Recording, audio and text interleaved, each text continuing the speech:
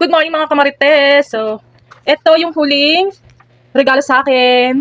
Thank you so much kung sino man nagregalo because it's so secret talaga mga kamarites. Basta, thank you sa kanya. Kilala mo na self mo, ayan. Tingnan mo magaganda. Paano talaga? Ganda ng salamin, oh. Meron pa yarn. Tapos, meron ulit mga makeup. Thank you so much. So, ayan. Sinabi naman sa akin kung paano gagamitin yan. And then, ayan. Thank you so much. Let's try it. Let's try na, mga kamarites. Binigay sa akin. Ito naman. Ayun. Diba?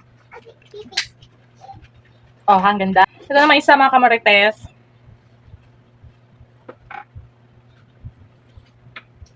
Ang ganda, mga kamarites. Thank you so much. Ito naman isa. Ang ganda, ang ganda. Ito pa guys, ang ganda.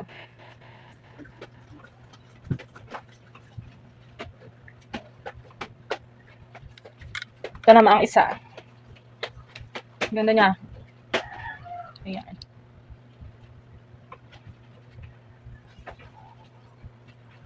So, ayan, mga kamarites. Dami. Diba? Design kapag kaalis. Ganda. O, ayan. Ito namang isa.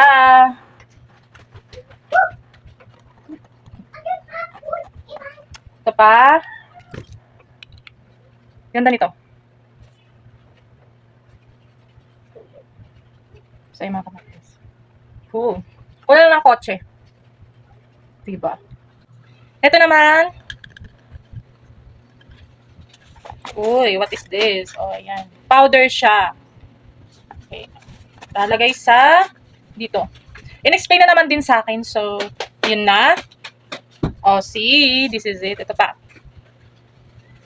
In-explain na naman din yan sa akin. Kaya, itong isa.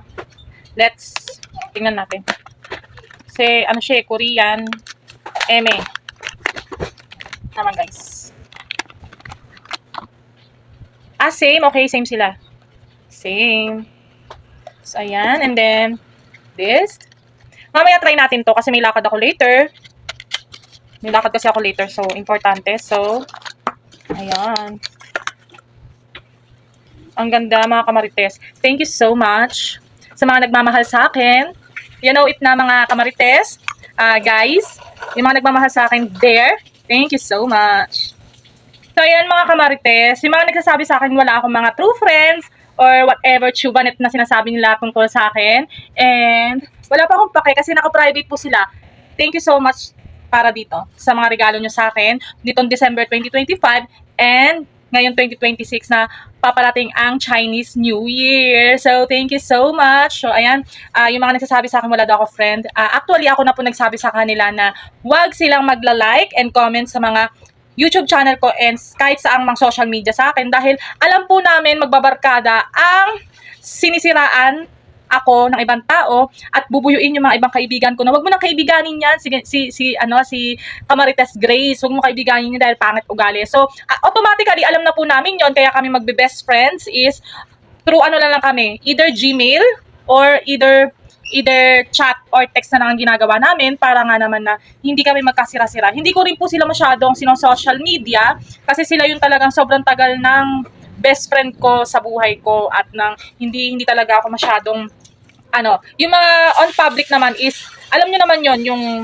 pasok sa buhay ko tapos alis agad sa buhay ko na hindi tumatagal. Yun naman yung mga taong hindi talaga nila ako masyadong kabisado yung ugali ko kasi nga may times talaga mga kamarites na ang gusto ko lang is tahimik. Hindi kasi ako masyado on sa group chat na sobrang habang kwento. Kapag ako na yung sobrang haba na ng ganyan kwento is hindi na. At napapagod na ako masyado magbasa ng ganun kasi nakakaano din ng radiation ng cellphone kaya hindi rin ako masyado nakakabasa ng sobrang ganung katagal at sobrang haba na ng conversation. So, kaya ako nalilate sa ibang grupo about sa mga chismisan and then, hindi porket tahimik lang po ako is buong akala nyo is nagrarant ako. No way! Kasi ang akin lang is busy po talaga ako sa aking pamilya, either sa aking mother, sa aking pamangkin, at sa aking mga anak at asawa. Sobrang busy po ako. And then, minsan may times na gusto ko lang talaga mapag-isa, yung utak ko naglalaylo. Minsan naman nanonood ako na mga gusto kong palabas at minsan naman nagbabasa ako kapag gusto ko lang mapag-isa talaga yan. So yung mga gawain ko mga kamarites. Buong akala kasi nila hindi porket tahimik ka isang tao, akala mo nirarant ka na.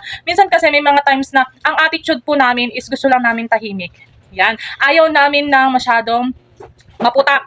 Diba? Kasi yung pagka masyado kang over sa mga kwento is hindi mo na kasi doon din ako nag-aano medyo mailap. Pag sobra ka kasing pala kwento na sa mga tao is hindi mo na alam kung ikakalat niya ba to sa ibang tao o ikakalat niya ba to sa ibang ganyan. So yan. Kaya medyo yung mga kwento ko is sided lang. Yung sided na may katotohanan doon, merong hindi. O ayan ha. Kasi syempre, ayoko rin masyadong mag-open up sa sarili ko na katotohanan sa ibang tao dahil meron chance na 100% na totoo ba yung kaibigan sa harap mo. Kaya minsan yung ibang mga tao is naku-curious sa akin kasi sa sobrang tahimik ko lang talaga, mga akala nila mga kamarites kapag mag-isa lang ako sa gilid is alone ako.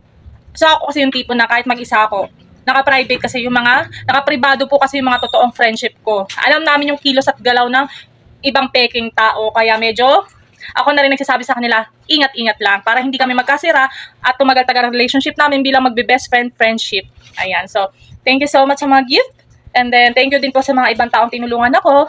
Ayan, alam niyo naman po yung sarili niyo at na thank you so much. Ayan. So, biniyayaan ko rin naman po sila. So, give and take lang po kami mag-friendship para, syempre, aware kami at ayaw din namin masasaktan ang aming mga egos.